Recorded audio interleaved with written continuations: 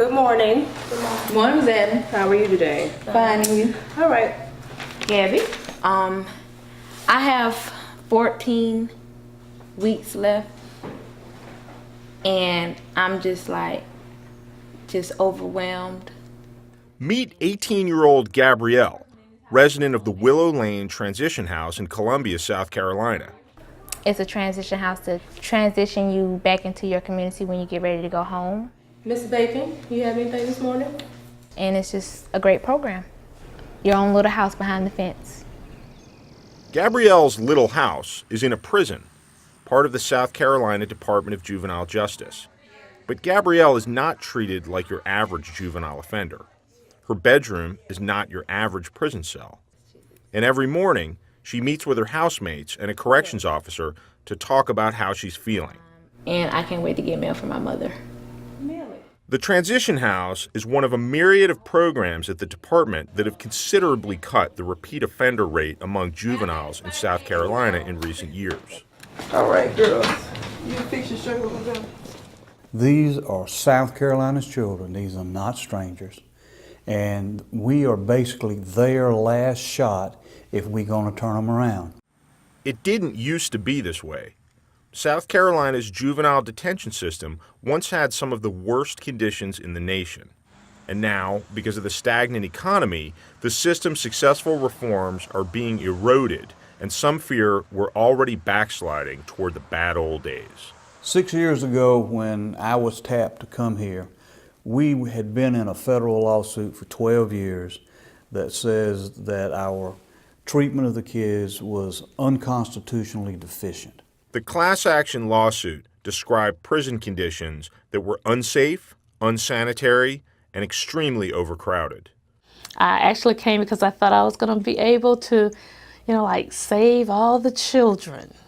But I found out when I came, basically we were warehousing them, and the kids were actually sleeping on the mattress on the floor. I mean, I could stand up there as this old guy.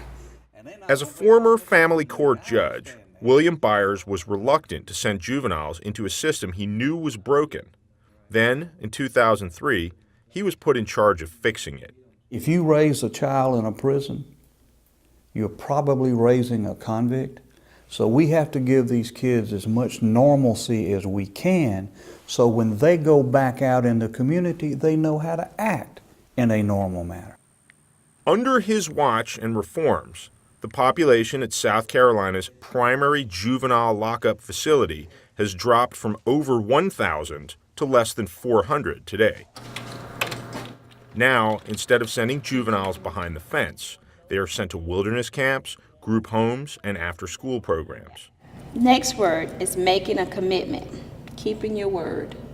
And every child now that leaves from a bed that was removed from their home, when they get ready to go home, at least 90 days before that, we've created something called an intensive supervision officer. Now, I know we talked about adult ed. When do you start adult ed? Brandi Patterson is one of a team of intensive supervision officers. For 2 years after parolees leave a Department of Juvenile Justice facility, she meets with them once a week, people such as Tim Gallman. I started off making some bad choices, hanging with the wrong crowd, and everything just went down the road from there. You did go back to Mid-Carolina High School, and we go over how the juvenile's been doing, if there's any concerns, anything new in his life. To have somebody else there besides mom and dad that cares for them. I have a job at Taco Bell, and I work all the time, and that just keeps me out of a lot of trouble. And I come see my ISO every week, and she just helps me a lot with my classes that I'm trying to obtain and with the colleges.